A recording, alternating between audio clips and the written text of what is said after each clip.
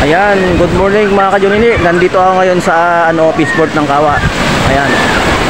Dahil nakita ko na meron tong malaking dito. Ano bang tawag dito? Barko na rin siguro ito ka-Junini kasi napakalaki. Ayan oh. Oh. Bali parang to, cargo.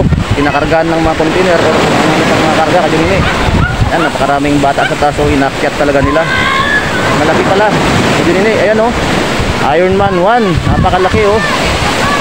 Ayan mga ka-Junini, dahil po sa lakas ng kahapon ng hangin siguro, naanog to dito. Oh, ayan. Oh. Malaki. Oh, ang daming mga bata dito oh. Ayan oh, mga ka-Junini oh.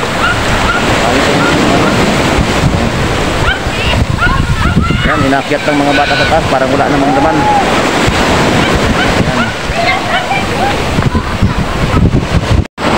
Ayan, ka-Junini oh, talagang malaki kasi maliit ako eh. Oh, ayan oh. Ayan mga ka-Junini oh.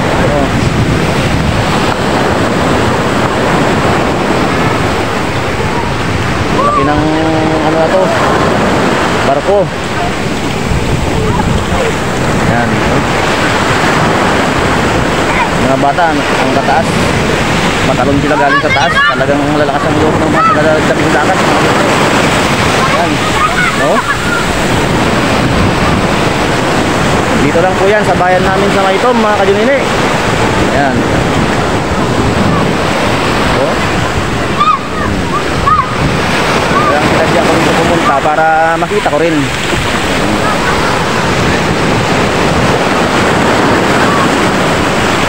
Sarap naman umakyat doon sa taas at tumalon, mag-dive. Oh, mga ka-Junini. Oh, ayan oh. Maraming mga bata mo dyan. Nakakyakan. Taas, ayun oh. Lawakan naman, ka-Junini. Nakapag yan, ka-Junini. Parang hinihila lang yan. Oh.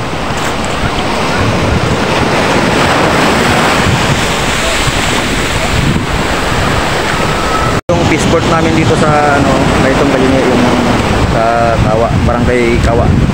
So ito po yung unang barangay na nasabi ko sa inyo na abang-abangan ninyo at lagi po akong papakyal sa mga bawat barangay. Ayan, naalon pa rin ng dagat. Ayan. Ayan. Lakas pa rin yung alon mga ka-Junini oh.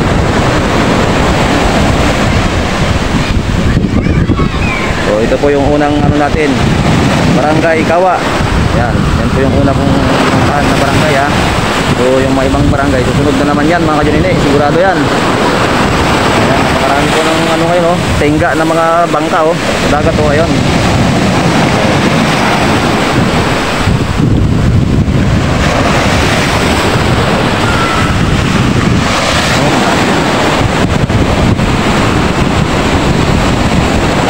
Laki talaga oh, ayan oh.